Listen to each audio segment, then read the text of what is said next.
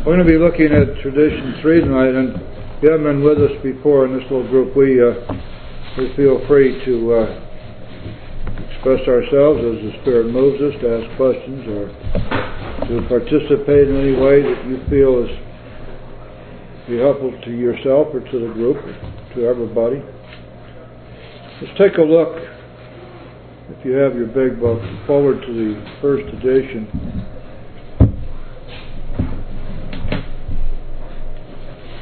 We find on page 14, XIV, Roman 14. This, of course, is the forward of the first edition, which was drafted and printed in 1939. There are no fees or dues whatsoever. The only requirement for membership is an honest desire to stop drinking. We are not allied to any particular faith, sect, or denomination, nor do we oppose anyone.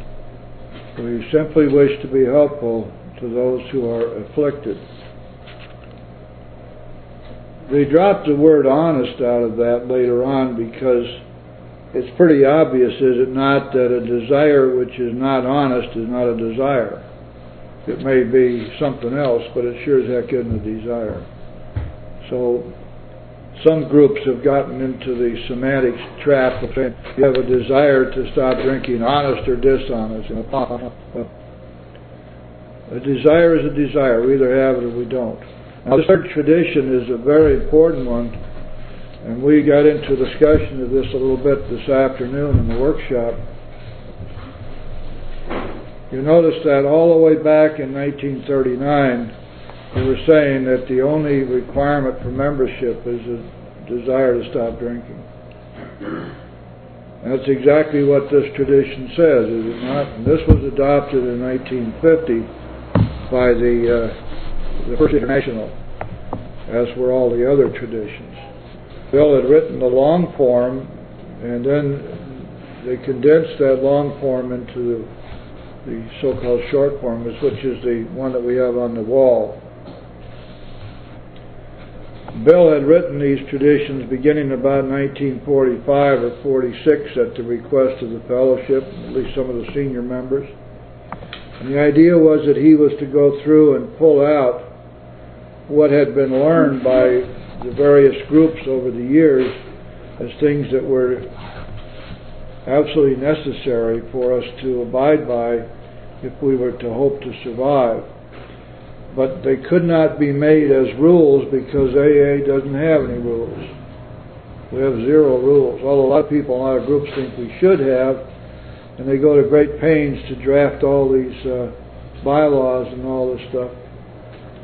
One of the silly ones, the other night at another group, the motion was proposed that could not reconsider a motion which had been passed for 9 months after it had been passed.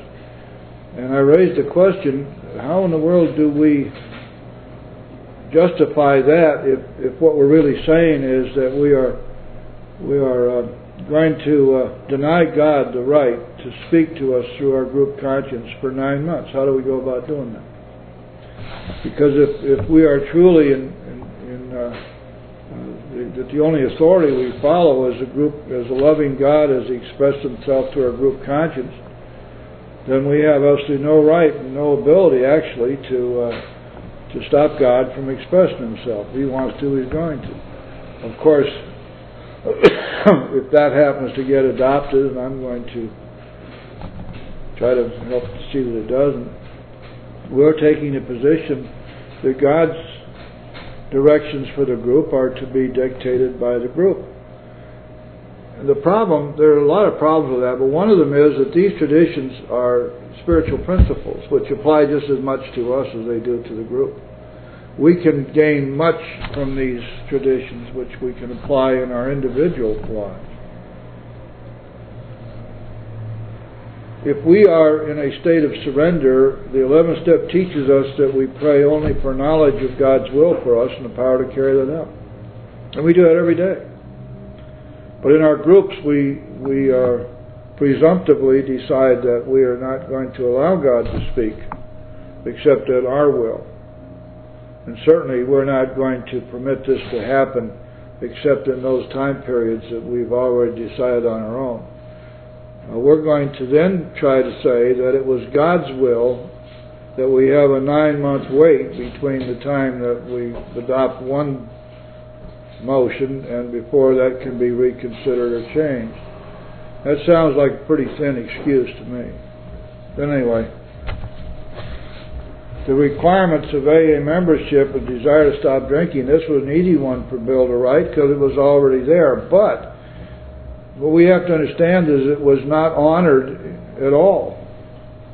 Almost every group had devised their own set of entry requirements.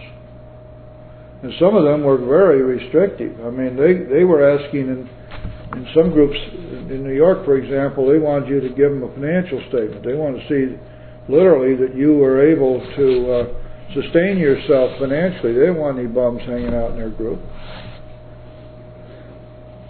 What happened eventually is that by reviewing all of these membership requirements of various groups, they found that nobody in the first 100 could have been a member. If you put all those requirements together, they would have all been barred. And all of these requirements, these for membership, were fear-based because each one of them had to do with the people in the group not wanting to have to associate with any lowlifes.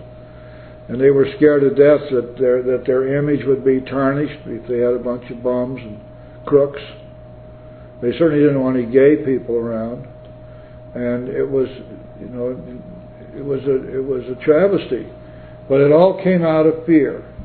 And one of the things we have to recognize about the traditions is that the traditions totally and completely reject fear as a motive or as the progenitor of any of our group actions. We do not act out of fear. Well, this is the same for us individually, isn't it? When we are acting out of fear, we certainly are not acting in connection with God's will for us. Acting out of fear is the exact opposite of being in a state of surrender and doing God's will. Fear is our enemy. Fear is the enemy of AA, and it's the enemy of the individual members. And so these restrictive membership requirements all arose out of fear. And there was much more besides, because all the way through Bill found that fear was the motive force behind so much of what was going on. Another thing that we notice with these traditions is that none of them say you must, but say we ought. We ought to do this, not we must do this. Therefore, we call these traditions rather than rules. The traditions are not the bylaws of AA. And this is simply because they are spiritual principles which are stated as things we ought to do. Yes, Tom? I have a question on the second tradition.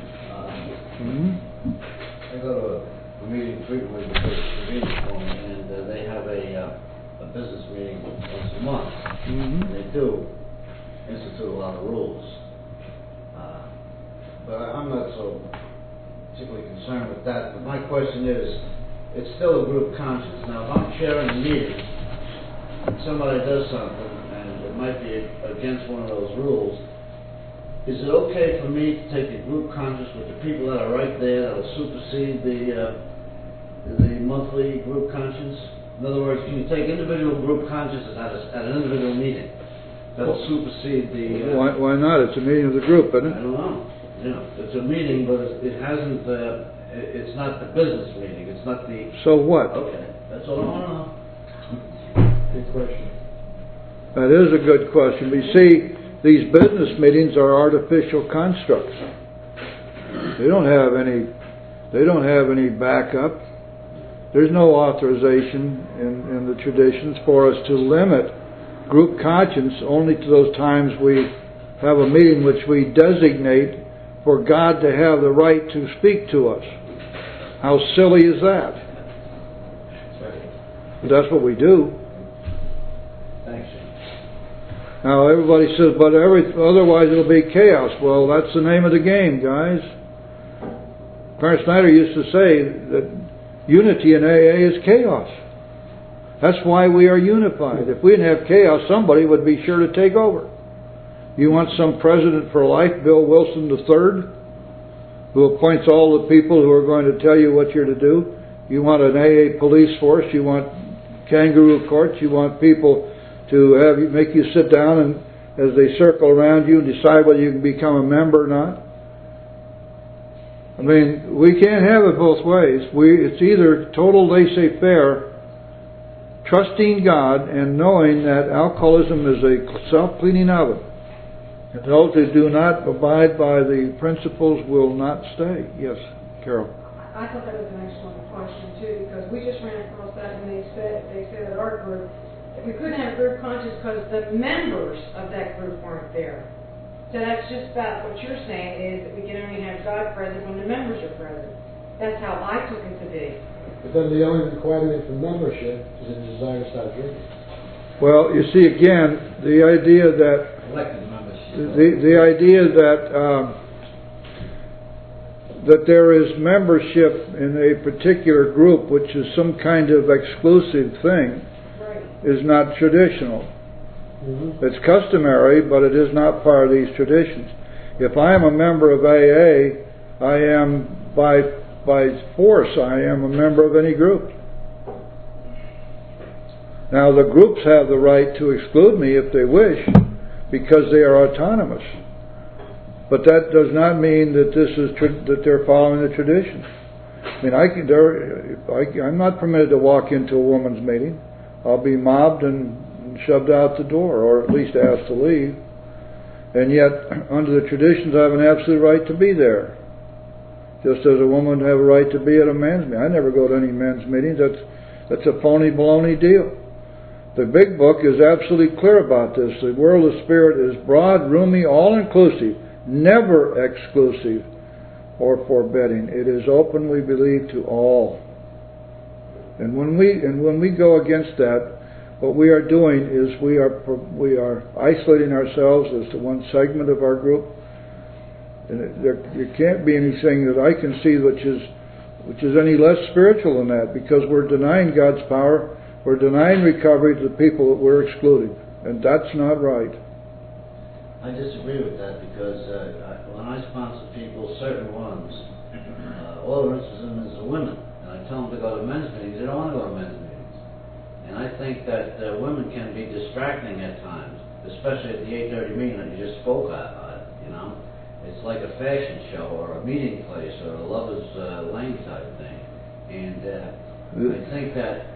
I also think that you can't be totally honest with a bunch of women that you might be trying to impress. But in a men's meeting, you can get honest. You can tell on yourself where you might not, with women present. I mean, it's just that ego, that macho type thing. So I do believe in men's meetings. I go to a lot of them because I still get distracted very easily. Okay. Thank God for that. Okay. We're talking. I'm talking about now the traditions and what we find in the Big Book, and I certainly would not argue with your point of view, Tom. And you may very well be right, which would mean that the Big Book is wrong. Well, it's just interpreted wrong. Oh yes. It says we are a fellowship of men and women. That doesn't mean necessarily men and women together. It can mean exclusively men and exclusively women. I mean, it doesn't say exactly how it's supposed to be. Okay. It says it's open to all. How come there's black meetings? So? Well, Chinese. I'm talking about right here Spanish. in Florida. Right here in Florida. There's strictly black meetings. Of course. Strictly Spanish meetings too. It's not according to tradition, I don't think. Gay meetings. Right. And the gays would have the same argument as you have. Well, I don't want to go to a straight meeting. I might get distracted by some of the things that they're doing. There might even be a cute guy in there that I could really fall for. I don't think that's the same, because they got their own kind. They're attracted to each other. Okay.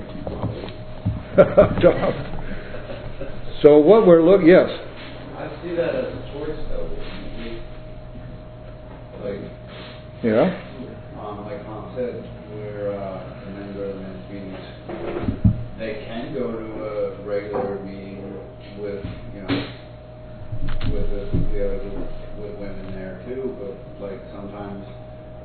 you know, men have a girlfriend that they want to speak about, and, you know what I mean, it'd be a choice. Sure. And then the women go to their meetings because they have, you know, their husbands or their boyfriends that they want to speak. Okay, but I'll get to you in a second, Carol. I just want to postulate something for you, which you're probably not aware of, or not used to at least.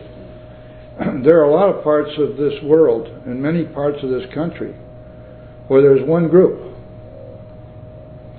And sometimes only one meeting a week. Now, if that happened to be a men's group, would you say it would be proper to exclude the women from it? No. So what you're really saying is that since there is this 750 some meetings in Broward, that you got all kinds of choices.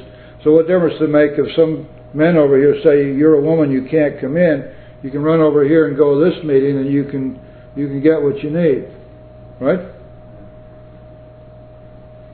Well, these traditions do not recognize the exceptions to the rule, because they lay down spiritual principles. The principle is that the fellowship should be open to all. Yes, Carol? Well, you kind of answered my question, but I mean, it's like if you had something to say at a meeting that you felt uncomfortable with, whether it be in a mixed meeting, isn't that what sponsorship's for? Absolutely. Well, you know, that's just my personal opinion. If I couldn't talk about it at a meeting, but also I wanted to say that the minute I separate myself and I go to a women's meeting, my sponsor told me, then I start thinking I'm different, and I'm not. I'm an alcoholic. Right. Different from who? All the other women? No. Well, the men. You are different from the men. I am different from the men, but I am an alcoholic first, and that's what I must remember. The minute I start going to this meeting because of that reason or this reason, then I start entertaining myself that I'm different. You're right, Carol. Let's take another analogy, because you're right on the money. One of the things that Bill always talked about, and it's in the literature, that we're like the survivors of a shipwreck in a lifeboat. All of us together. And our survival, individual survival, depends upon this group's unity and pulling together. According to some theories, if there were men and women in that lifeboat, the women would be perfectly fine to go to the bow and the men to the stern, and independently decide how they were going to save themselves, and then act independently of each other in terms of not getting killed and finally surviving. And that's, of course, absurd, because in that lifeboat it requires that each of us pull together. The first tradition is so clear about this. Personal recovery depends upon the unity of the fellowship. Unity means one. It does not mean separate little groups hanging out over here and making themselves independent of the rest of the groups, and making themselves exclusive and saying, we're women, you men can't come in. We're men, you women can't come in. We're gay, if you're not gay, you can't come in. We're black, this is for blacks only. If we can assume, if we can understand that we're all in this together, and Carol is right on, then with anything that would split us up and cause disunity is absolutely against the traditions. And I don't care how you cut it. As far as I'm concerned, it violates some of the basic rules of recovery. That everything that we do is open to any member, period. And if the moment that we begin to decide who can be at a meeting and who can't, I believe we put ourselves beyond the pale. That's my belief, and I think that it's borne out by the traditions and by the big book.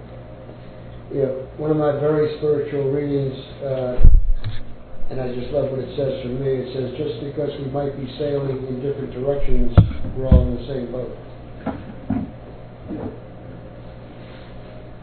Yep.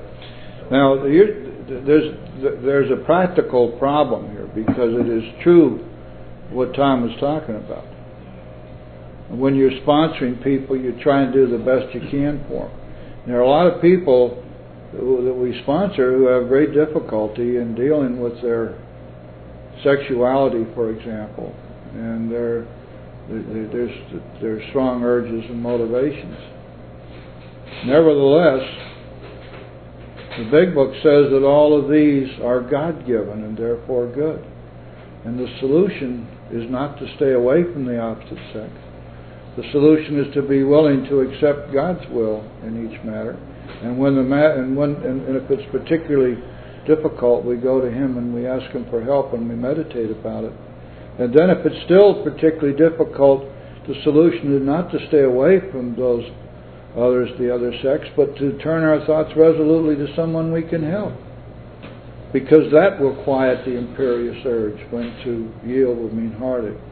So there are practical considerations, no doubt about it.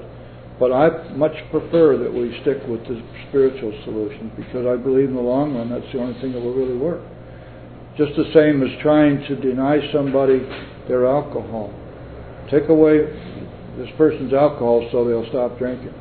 It doesn't work. They're going to find it somewhere. Big Book tells us so clear, and I think this theory, these truisms apply in all different parts of our recovery. Any scheme of combating alcoholism which proposes to shield the sick man from temptation is doomed to failure. If the alcoholic tries to shield himself, he may succeed for a time, but he usually winds up with a bigger explosion than ever. We've tried these methods. These attempts to do the impossible have always failed. And substitute any scheme combating lust and the imperious urge which proposes to shield the sick man from temptation is doomed to fail. I believe that. It still goes back to no human solution. Huh? It still goes back to no human solution. Well, see, the problem is that in some ways these things that we do can help, but I think they're more in the nature of a Band-Aid. It may be that it helps for the moment. Now, if I go into somebody's house where they're drinking, I pour all their booze down the sink, and I'm pretty sure they have no more money to buy any more. They may stop for a while, but they're going to go out and find a way to get money. They have to rob a 7-Eleven or beg on the street corner or sell roses down here on Federal. They'll find a way to do it. So I haven't really helped them to solve their problem, because every single aspect of our recovery is a part of the total failure of our spiritual resources. See, that's the problem. And so the solution is always the same. When the spiritual malady is overcome, then we straighten out mentally and physically. And so the things which would otherwise tear us apart are amenable to a spiritual solution which restores our spiritual fitness. That's what I believe works, and I think that we need to concentrate our efforts there. In any event, the tradition 3, and a couple of us, in fact a bunch of us, got into a discussion of this at the workshop, and I think it's worth, time is okay, I'd like to go back over what we talked about this afternoon, because this is a very, very important question. It revolves around this question of, can an addict be a member? And this is answered for us in the third tradition in the 12 and 12. We're not now saying that anyone who can willy-nilly come in here and just because he is an addict or she is an addict can be a member. What we're saying is that we cannot question anyone's membership. You are a member when you say you are. You can declare yourself in. Nobody can keep you out. No matter who you are, no matter how low you've gone, no matter how grave your emotional complications, even your crimes, we still can't deny you AA. We don't want to keep you out. We aren't a bit afraid you'll harm us, never mind how twisted or violent you may be. We just want to be sure that you get the same chance to sobriety that we've had. So you're an AA member the minute you declare yourself. Now this is... You're saying regardless of whether we have a drinking problem or not? Absolutely. So these open and closed meetings are nonsense? What page is it on? Page 139, first paragraph. Now let's look to see where this comes from.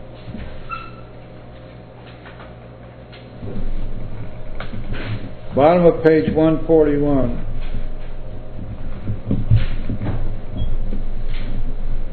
A newcomer appeared at one of these groups and knocked on the door and asked to be let in. He talked frankly with the group's oldest member. He soon proved that his was a desperate case, and that above all he wanted to get well. But he asked, "Will you let me join your group? Since I am the victim of another addiction, even worse stigmatized than alcoholism, you may not want me among you, or will you?"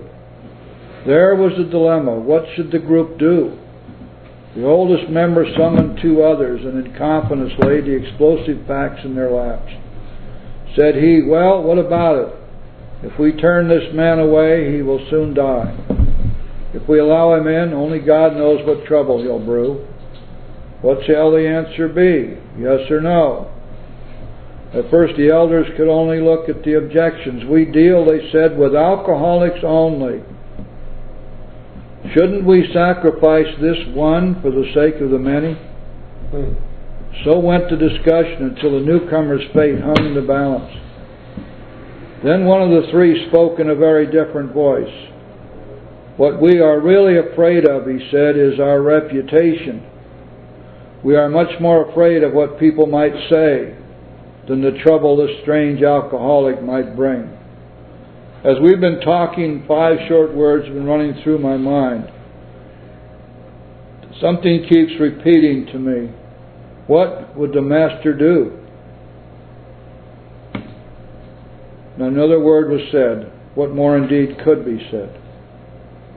Overjoyed, the newcomer plunged into 12-step work. Tirelessly he laid A's message before scores of people.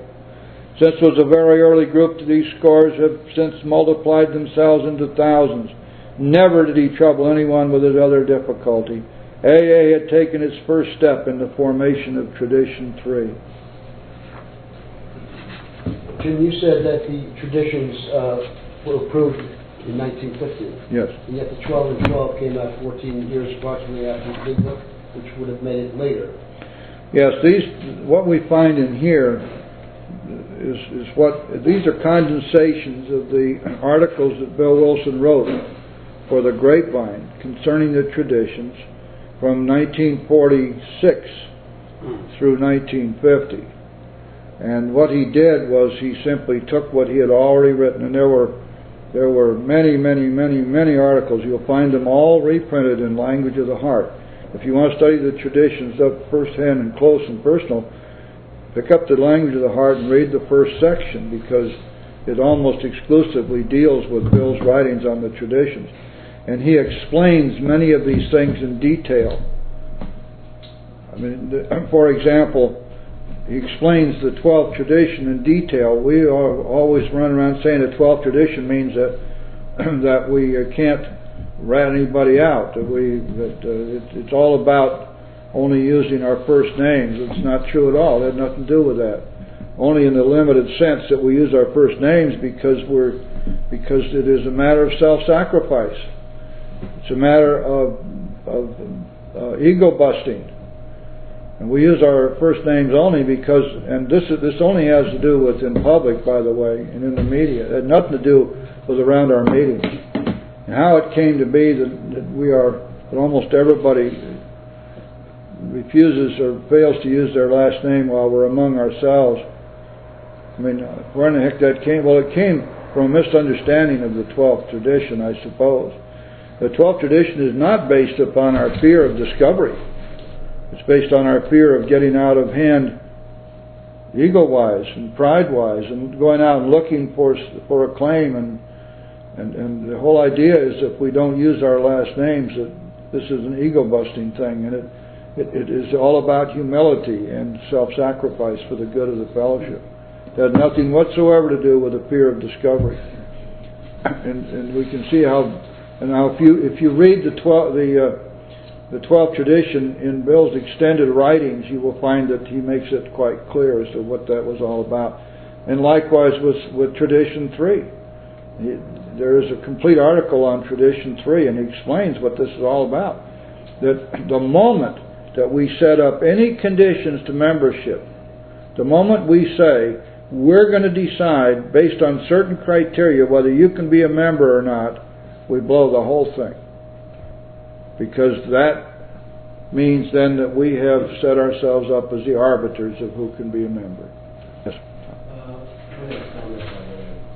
I attended several meetings. When they initially started the meeting off, they automatically said that you were allowed to share only if you were an alcoholic, and to refrain from, if you were an addict, to refrain from it. And it happened to be where you shared on your night there. Yeah. And that was a big thing. And so we got into a conversation about it, and we made up a beautiful word. We just said, go in and say you cross addicted. Even though you didn't have alcohol in your system, or you never drank, you had a lie to participate in the group. So you were lying initially to be allowed in to speak. I mean, the pain is not the same. I mean, that's the problem. We're trying to find spiritual help. Even when, like you said before, even when reading with the book, when you read the first book, it says women. Where? Where did this get constituted in the where you find meetings? Oh, yeah.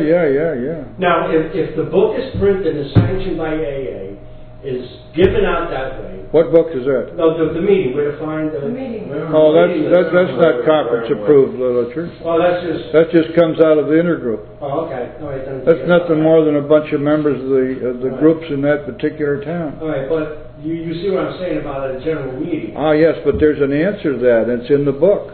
Okay.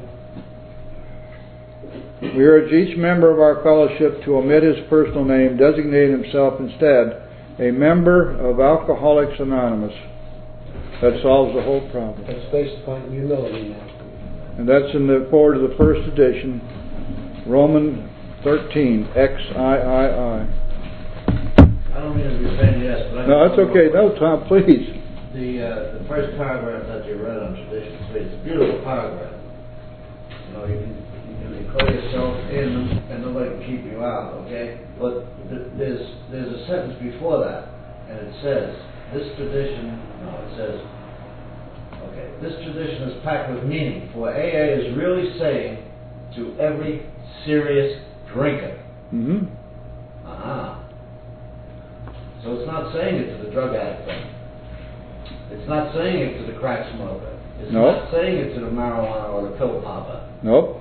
But who's going to decide whether it's a serious drinker or not? The person himself will be honest. If he's Oh, that's right. And people do say, you introduce yourself, I heard it, as an addict. You got it. Now, if it turns out that what they're doing is false and phony and dishonest, it's a self-cleaning oven. We don't have to worry about it. The point is, Tom, they can't hurt us. What are we afraid of? I'm not afraid of anything. I mean, I know you're not, Troop, and neither am I. So I'm asking the rhetorical question of what are we afraid? I don't know. That we would deny anyone who wishes to be a member membership. The singleness of purpose. Where do we find that? I don't know. I've heard the expression many times, and I understand it too. I mean, I would like AA to be around here for my grandchildren, and I don't want it to get diluted. And it might. You know where singleness of purpose comes from? No. Yes, definition of what alcoholics. And you know where that comes from? No. Singleness of purpose comes from the definition of Alcoholics Anonymous, which is not in the AA literature, not conference approved, and it comes from the application which the Grapevine made to the Post Office Department for franking privileges when they first formed in 1944. And some of the groups have picked it up, not universally, as what they now call the definition of AA. That is not conference approved. It was the Grapevine's idea of what AA was all about. And that's the only place you find that singleness of purpose.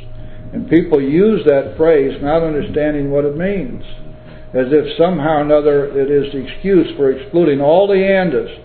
I got friends in this fellowship I've known for 30 years who still sit in a meeting and count andas. An anda is somebody who is an alcoholic and an addict, and they count the andas. At the end of the meeting, they say, "Well, only 5 andas here today." Yeah. In the big book, it says right in the beginning of the doctor's being a prominent position, in the treatment of alcoholism and drug addiction. Right, of course. And then furthermore, in Bill's story, it talks about Bill taking high-powered sedatives himself. And, sure. And Bill Wilson took LSD. So would you therefore exclude him forever thereafter from the fellowship? And that didn't happen until the 1950s. And he was trying to find a way to gain a higher degree of spirituality. And at that time, LSD was legal. And at that time, he was under the influence of Father Ed Dowling.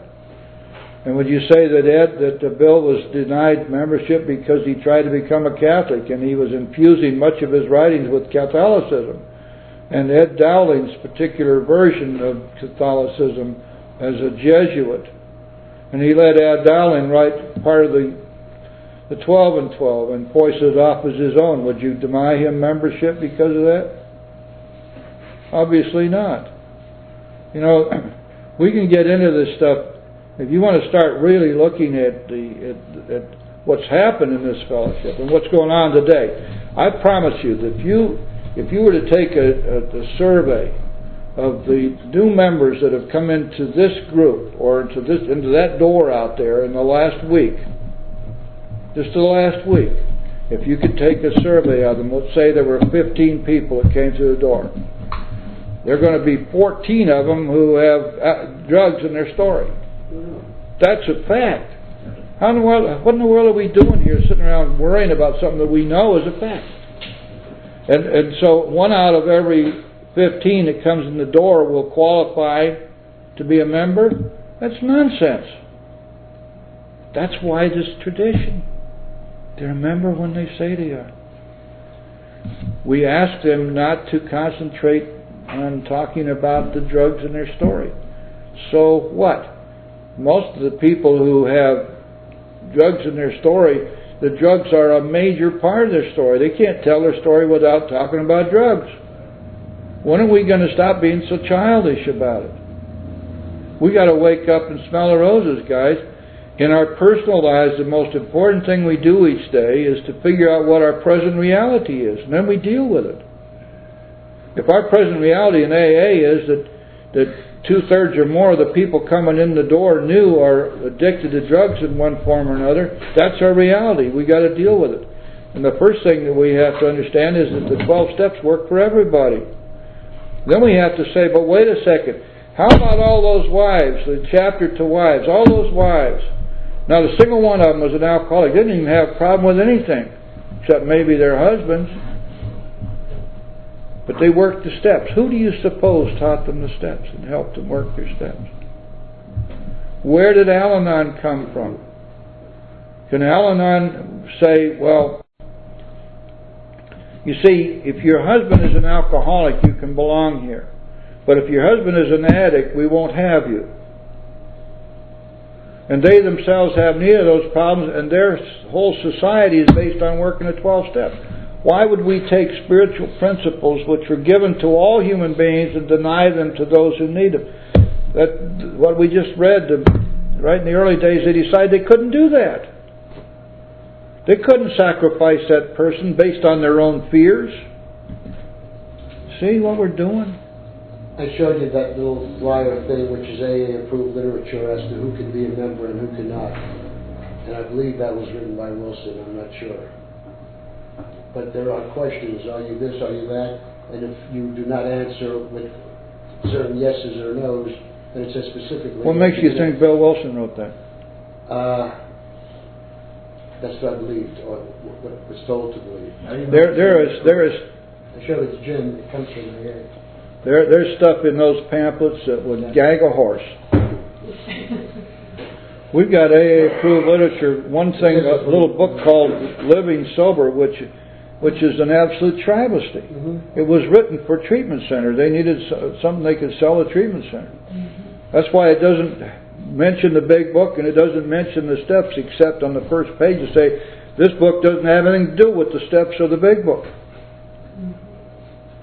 And then it's nothing but human solutions. So how does it become approved, these things?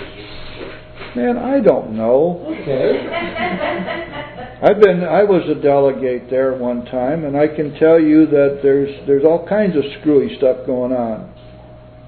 The conference is just a bunch of alcoholics, most of them politicians. And they got there because they are politicians. They went up through the stairs, starting with intergroup, and then area, and then district. And then they got elected to become a delegate, and now they have reached the pinnacle of success, and now they can go out and be a circuit speaker, and they can come back into their home area, and they were going to be invited to speak every week, and they're going to be bowed to and quoted and cited as the grand authority, and they're nothing but another bunch of drunks. And believe me, the fighting and scrapping that goes on, and they take a group conscience there that would actually turn your stomach. So conference approved baloney. Listen, there's such a simple way to test it. Where is it in the big book? And where's God in the equation? If it's not in the book, and God's not in the equation, forget it.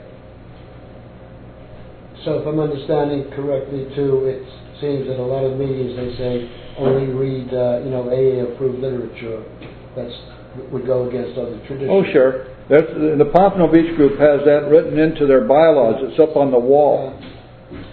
They got everything regularized, and it's all, and you don't have to worry about group conscience, just look at the bylaws. Right?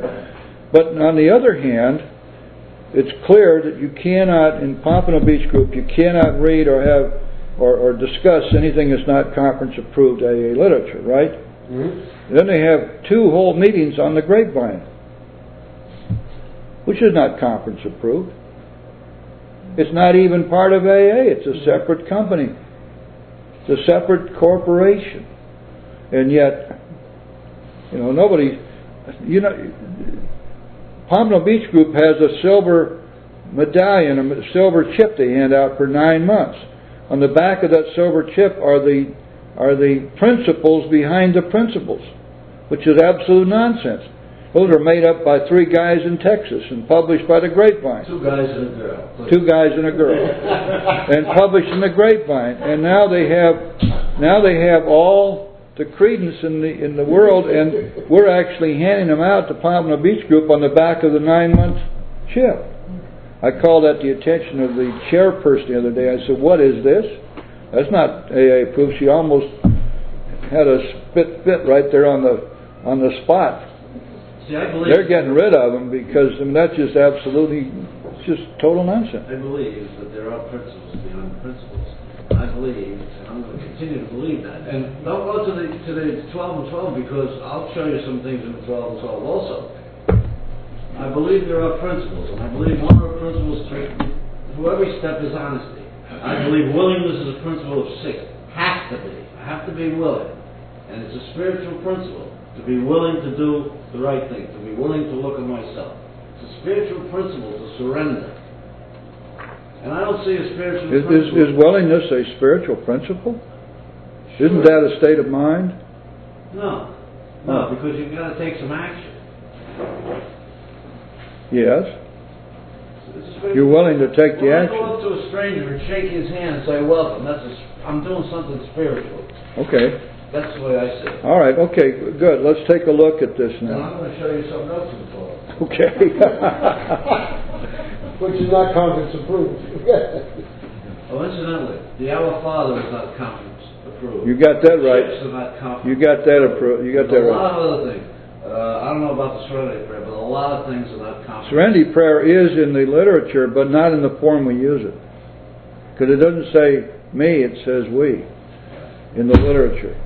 Now, here's step 6 in the big book. If we still cling to something we will not let go, we ask God to help us be willing. Yeah, that's a spiritual principle. Okay. Be willing. Okay. I'm willing. I'm All right. willing to listen to you, and I'm willing to take what you say as gospel, but not everything. I don't expect you to, Tom. You and I have been going through this stuff together for many, many months, and I have great respect for you. I'm just going to read this to you, okay?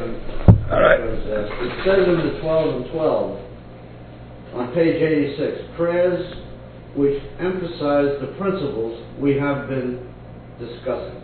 Prayers. I don't know any prayer that says, I admitted I was powerless over alcohol at my left hand.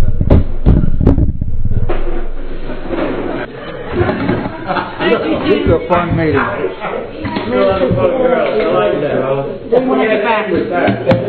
You had to end with girls. I like that. Well, I'm just so happy to have these two beautiful young ladies with us. So am I. An addict can come to a meeting and stay at a meeting. Yes. Talk about his We had a big addiction. fight about We had it. a big fight about this, you know, so. We had a guy have 4 people from a halfway house get up and leave because they were so upset. So let them do it. But I mean, the guy is wrong, not the people who left. Anybody can stay at a meeting. Of course. So there should be no closed meetings in third, according to the hour? What is a closed meeting but a violation of traditions and a violation of the Big Book? Absolutely wrong. Well, what do you think about somebody that brings their spouse to the meeting and the spouse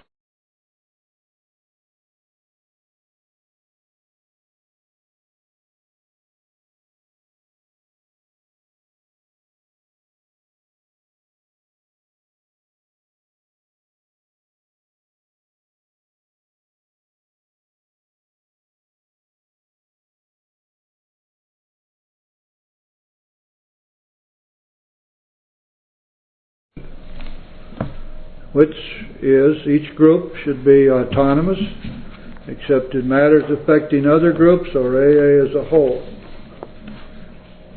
First question, what does autonomous mean? Who'd like to answer that? Self-government. Right. Not subject to any other authority.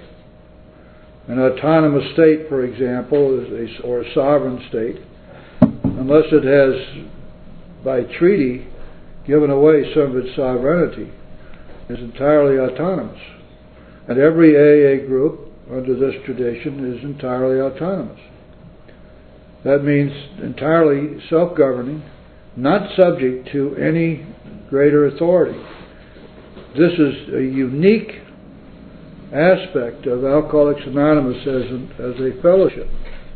No other organization in the world, except perhaps some of the AA imitators, other 12-step groups, has ever even thought of the possibility of handling their affairs this way. It has always been assumed, has it not, that central authority must exert control, that there must be rules and regulations, and there must be someone there who is authorized or empowered to enforce those rules and regulations. And yet AA says, oh no, not with us. Not with us at all. Nobody has the power to enforce any regulations or rules, even if we had any, which we don't. So that there used to be what they called enlightened monarchies. Well, we are enlightened anarchy. And the enlightenment comes not from some philosophical concept. It's a matter of us having become so enlightened beyond our peers that we grasp as some sort of ethereal knowledge out there, a metaphysical truth. The enlightenment is this, and simply this, that we need not be afraid of anything. You see, if you go back to all the rules and regulations, you go back into any government agency, any government rules, You go back to the Congress or the State House of the state laws. You go to the bylaws of a corporation. You go to the operating rules or bylaws of the Elks Moose, Veterans of Foreign Wars, on and on and on. Every organization, every human organization has seen fit to adopt a set of rules and regulations. And it doesn't matter what you call them. They all come down to the same thing. These are the things which control the individual within the group. There are certain things an individual cannot do, and certain rules and regulations an individual must live up to, or else. There are always sanctions. There's always a penalty that must be paid if we're breaking the rules. And if it's the government that laid the rules down, quite often the penalty is you go to jail or you go to prison. You're going to get prosecuted for it. Hey, we don't have any of that stuff. And if you look carefully at why human beings feel it's so necessary to impose the corporate will on the individual, you'll find that it always is a function of fear. If I do not impose these rules on you, then you aren't going to do as you're told. You're not going to keep me in power, which is one of the things I most desperately want and need. You're not going to be able to function because everybody's going to be running off on a lark of their own, and everything will fall apart. So we have to have structure. If we don't have structure, we're not going to survive. AA has survived, thank you very much, for 65 years with no structure at all.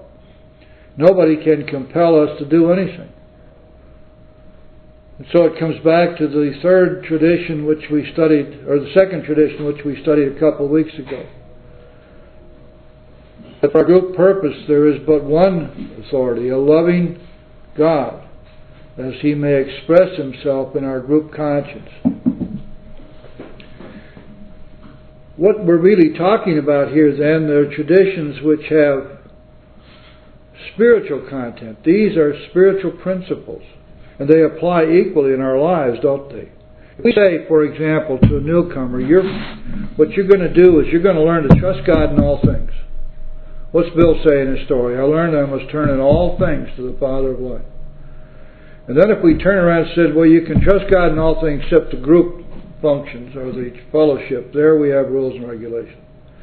If you go up to the Pompano Beach group, you'll find on the wall a whole 2 pages of bylaws. This describes just about everything that's going to happen. Those bylaws are set in stone. If you're a member of that group, you're going to abide by those bylaws or else. What happens? Where's group conscience in that? I don't know. If group conscience is designed only to see how much Coke we buy this, Coca-Cola by the way, we buy this month, or whether we give $50 or $100 to intergroup, if that's all the group conscience amounts to, or are we going to ban smoking or are we not, which is one of the favorites these days. But everything else is controlled by the bylaws on the wall. Where does group conscience come in? Enlightened anarchy means simply that in all respects, group conscience, a loving God, as He makes express Himself through group conscience, will control. Now then, there's another interesting aspect to this group conscience stuff. Who is to say that the group conscience which was taken yesterday is the group conscience that would be taken today? When is it possible for the group to go to its conscience and look to God and see what God wants it to do? As a human being, don't we do that every day? Are we limited any time during the day? Are we limited to go to God and say, God, show me what you want me to do, and I'll check back with you in 90 days to see what you still want me to do? How could we function in our private lives that way? We couldn't. But that's what we do with our groups, because we're afraid. See, the traditions are based entirely upon a non-fear basis.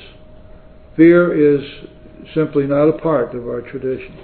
Now, let's see how far this business of autonomy could go. For example, the Stairway group could decide, if it wished, to have a preacher, a paid preacher, come in every Saturday and preach a sermon. and then to support that preacher out of the proceeds of a nightclub that we set up. And as long as we didn't interfere with any other group or with AA as a whole, nor did we propose to the public that what we're doing is sanctioned by AA or representative of AA, we can do anything we want. We could go down to the kitty cat club and have some of the girls come in and dance. But you see, the point is that we can have any kind of a lecture, we can do anything we want, as long as we don't hurt AA or other groups. Now, why would this not be a matter of deep concern? After all, there are over 100,000 groups now. Certainly some of them are going to go way off base and go out there and start doing all this crazy stuff. And somebody's going to take over as the Grand Poobah and start becoming self-supporting based on the contributions of the group, become a religious leader, claim to have been a direct descendant of Allah, or having been given this great epiphany on the mountaintop as bringing the tablets to AA. And there are always going to be people that agree and follow and deed over their house to this person. Why are we afraid that this isn't going to happen? In every other human endeavor it happens. Well, the answer is very simple. AA deals with the treatment of alcoholism through a spiritual solution. And alcoholism is a self-cleaning oven. The groups that indulge in things which will directly violate the principles which the individuals are asked to live by will not survive. On their swords, they'll go by the wayside. Over and over again we watch this happen. Groups which are otherwise vibrant, healthy groups. Well, Janine remembers the Arch Creek group. You got 125 people out there every meeting. They filled up the church. And yet they failed. They fell completely apart. They no longer functioned. They no longer had meetings. They got into squabbles over leadership and money. And they let those things tear them apart. Gradually that group stopped carrying the message, and it started carrying human solutions instead of the AA message. And it fell apart. People stopped money. They couldn't pay their rent, and they're gone now. I've seen this happen 100 times. Alcoholism is a self-cleaning oven. We have no fear that any group is going to be able in and of itself to pollute us. Even if they were to be doing things which were contrary to the best interest of AA and the groups around them, there's still nothing we can do. We have no central authority. We have no control. Now, it is customary, for example, for district to consult with area, and area to consult with New York, and for the intergroup in the city to consult up the line when they decide to make changes or to do things which might in any way interfere with AA, to gain but not in order to be given the permission, but only to look for counseling and consent. But traditionally this is the way it works. Only if it's a very serious matter that might redound to the detriment of the fellowship or to other groups. If, for example, our group decided to do certain things on our Saturday night, and we learned that another group was doing something exactly the same and was involved in pretty much the same population of AA, the right thing to do would be to go to the other group and discuss with them what we plan to do and make sure that to the best of our ability we don't do anything which would be detrimental to them. This is what the tradition tells us to do. Usually this can be worked out. Usually we can find accommodations and we can make such changes as will take care of everybody. We can be accommodating. And so everything that you look at in the traditions denies fear as the basis of the tradition. On the other hand, in every case where you find rules and regulations, you're going to find fear behind them. People would like to say this just makes common sense, this is the way it's always done, all sorts of different reasons. The fact is that governments are set up not by God but by men. And the government of a fellowship is exactly the same, except for ours. Because we do, in fact, trust God. We do, in fact, trust the group conscience, which is expressing God's will. Not just in our little groups, but in our fellowship as a whole. When you go to New York as a delegate, you find that the same tradition applies there for the delegates. That they're charged with the responsibility not of becoming politically correct or blowing their own horns, but with trying to the best of their ability to discern what God would have us do and to vote that conscience. And the interesting thing about all this is that in fact each of us apparently has a conscience. Many times I guess we ignored it, but we nevertheless have a conscience. We know right from wrong. We know it when we are violating our own principles, and our own morals and our own ethics, and we go ahead and do it anyway sometimes. The results are uniformly going to be bad when we do that. Maybe not tomorrow, but sooner or later down the road. And a group cannot violate those principles any more than an individual can. So what it comes down to is this, and it always comes back to this. AA exists and will continue to exist only when the individual is willing to put his or her interest second. When it is the best interest of the group which is always kept forward. Because our personal recovery depends upon maintaining the unity of the fellowship.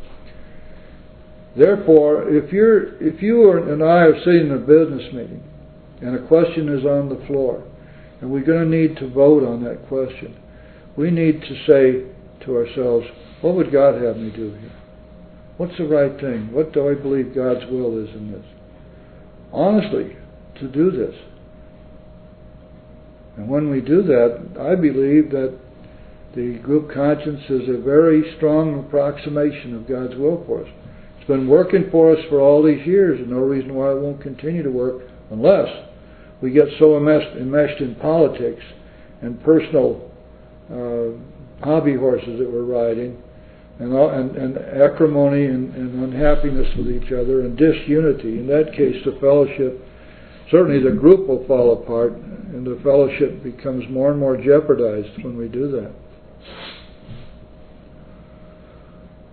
Who would like to discuss this tradition now? Let's see what we all can agree on here, and or if you have any questions, maybe we can ask the question.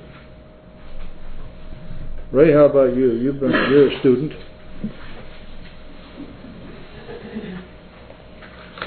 Just when you were mentioning the bylaws on the walls of the other group, Yeah. that is, I wasn't quite clear on what you meant by that. Okay. I don't mean to hold any of this stuff up as something to be, it's not a pejorative, it's just by way of example as to what we do. Human beings cannot seem to form themselves into any sort of an organization without the necessity of coming up with a lot of rules and regulations to control it. We've avoided that with the Stairway group. However, when you have a 12-step group which has 50 or more meetings a week and paying a lot of rent, trying to run an organization, there may be some justification for a certain amount of rules to keep everything kind of organized. The problem with that is that it's justified in that sense, but it can never be justified in the sense of the traditions, because the tradition is that we are ruled simply and solely by group conscience. Now you can say, okay, then we will, by group conscience, we will adopt these bylaws. Fine. How about the next business meeting, we come in with a whole new set of bylaws, somebody says, and let's vote on these. Then the rule will be, oh, we can't do that. It's got to be on the floor for 3 months before we can vote on it. We've got to do this and we've got to do that. So we're not going to let the group conscience operate tonight. We're going to make you wait for 90 days. Or if a group conscience is taken tonight for a change, let's say, in the way the group operates. Let's say it changes to make one particular meeting non-smoking. Now we say that rule has got to be in for 5 or 6 months before it can be brought up for a vote again, something like that. In other words, we're totally ignoring the fact that group conscience means today a loving God acting through our group conscience, and we're going to permit Him to tell us what it is His will for us to do. So we just keep hedging around about this to a point where group conscience can become little or have little or no meaning, because we're really talking about politics. We're really talking about an in-group and a power structure and bulldozed meetings and all this stuff. And that's pretty common. But the problem with the group that does that soon finds itself in such a turmoil that the unity of the group is broken. So they're wrong to table it for the following month. They should go ahead and make the group conscience that someone brings up an idea of whatever, say, no smoking, it should be done and put into effect then. Why not? How can we ever justify putting any limitations on God's will as it's expressed through a group conscience? For example, if you have a group that has 59 meetings a week, it has a business meeting once a month, and there might be 40 people at the business meeting, but there are 800 people in the group. And each time one of the meetings is held, here are 30 or 40 people, most of whom never go to a business meeting. Why is it that group conscience cannot be taken right then for that particular meeting, say the 3 o'clock meeting, people who regularly go to the 3 o'clock meeting? Why should they not be able to say that for this 3 o'clock meeting, our group conscience here is such and such and such and such? There's no logic to it, except that it is to keep control. And the people who make this stuff up are afraid of losing control. They're afraid of not having power. This is a common human failing. We will not trust God. So if your bylaw states it's a closed meeting and someone comes in as a family member, a non-alcoholic, you can take your conscience right there and change that bylaw. As far as I'm concerned, immediately, yes. Let me tell you what I did. This is, let me illustrate it, and Tommy knows this. The first night, they asked me to do a step meeting at Pompano Beach on Thursday nights at 8:30. And according to the group conscience, that is the group bylaws, which or some kind of a schedule they adopted, that meeting was supposed to be conducted in a particular way. I was supposed to share for a few minutes, 15, 20 minutes, and then it was supposed to be opened up for group discussion.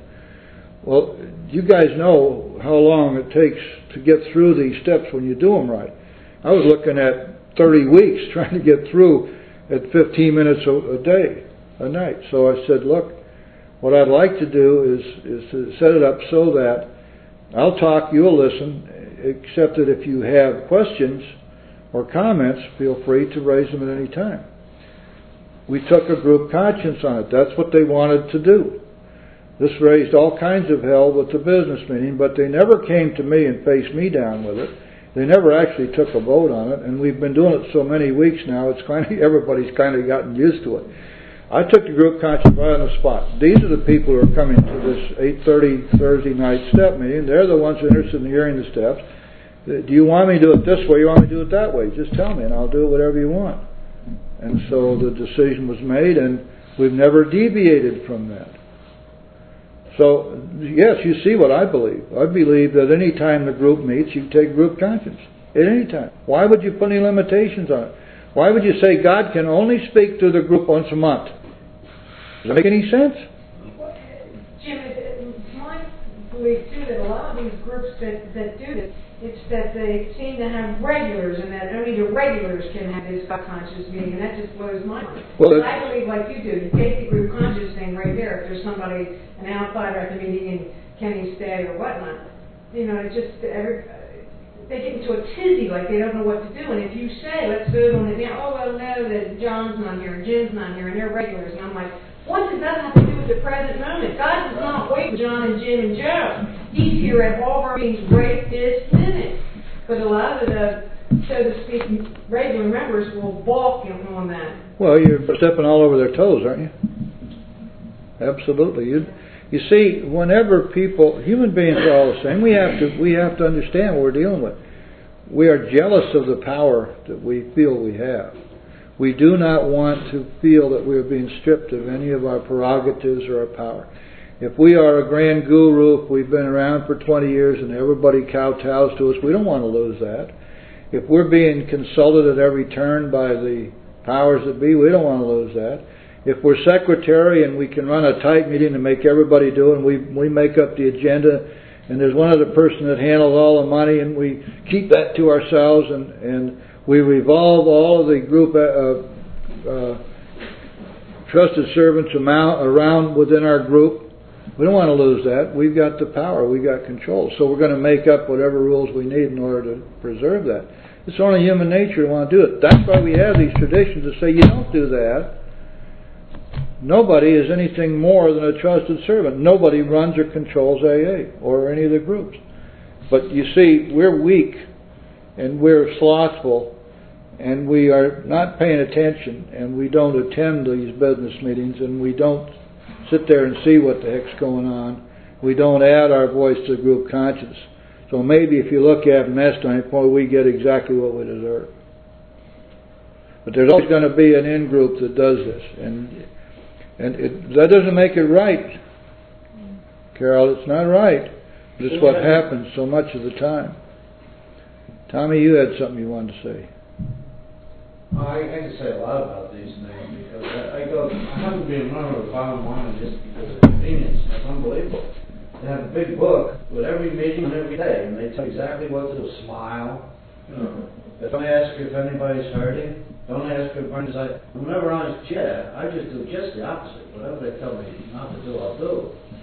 And it's only make one bag of coffee, and they change the locks every couple. It's all a lot of bullshit as far as I'm concerned. There's 3 or 4 women who are just, I don't go to the business meetings because most of those folks shout back and forth nonsense. It's all every part of it, but I'm not going to tell them to shut up. Yeah. But it happens all the time. Yeah. Excuse me, not last week, but the week before, we were having the same problem with one of our groups, and I came to Jim and I said, show me in one of these books where I can go read where it says that on page 141, the bottom, and then you go up. I read it, because we had the same problem. I didn't use Jim's name, I just said somebody that had more time to get it, and I read it. And it seems to me, if you show people in the book, you just like, stop and did it. They had this problem with, the guy said, I have a problem with alcohol, well, what can I say to your group? Well, the whole basis of that whole thing was fear. That this guy might be worse than the alcoholic. It was, as I understand that part right, that's it's the same way with people that come in and don't have a God, they're atheists. That doesn't mean they can't stay sober. The big book is coding when you find a God, but there are people that stay sober, don't have a God. That's in here too. But until you go to these groups, these women or these people that are being kicked out of the meeting, because I, like you, I don't think they should be kicked out because but there's ones that are fear-based, is my understanding, that they're going to lose power, they don't want them in the meeting, they're going to be a disturbance and whatnot. And the meeting that Brooke and I go to, 3 of the guys left because when I read it, that's when I grabbed this book and this is how it was explained to me. Well, it says on page 7, Bob was an addict too. Yeah. It says right on page 7 that he drank gin and did this on a regular basis. Right on page 7. It says it's open to all men. All is never exclusive. Anybody stood up to these ladies? They do that in Little River sometimes in West Dixie Club. And I always drink And then I'll go back out. I just changed the word in my head. Yeah. Here's an article. By the way, you might want to make note of this. Bill wrote this in 1945. It's on page 103 in Language of the Heart. Morphine, codeine, chlorohydrate, luminol, seconal, nembutol, amytal. These and kindred drugs killed many alcoholics. And I once nearly killed myself with chlorohydrate. Later, in the 50s, Bill tried LSD. Nor is it my observation and experience unique, for many old-time AA can speak with force and fervor on the subject of goofballs. accepting an infrequent suicide, nobody uses these drugs in the expectation of death. To many alcoholics still in the drinking stage, they represent blessed relief from the agonies of a hangover. This is 1945. Some of us, perfectly sober for months or years, contract the habit of using sedatives to cure insomnia or slight nervous irritability. I have the impression that some of us get away with it, year after year, just as we did when we first began to drink alcohol. The experience shows all too often that even the controlled pill drinker may get out of control. The same crazy rationalizations that once characterized drinking begin to blight his existence. He thinks that if pills can cure insomnia, so may they cure his worry. Not a word about the use of morphine by a physician. Sometimes a general practitioner, not knowing his patient is already loaded with barbiturates, will give a morphine injection. A friend of mine died like that. Sober after 3 years, he got into an emotional jam.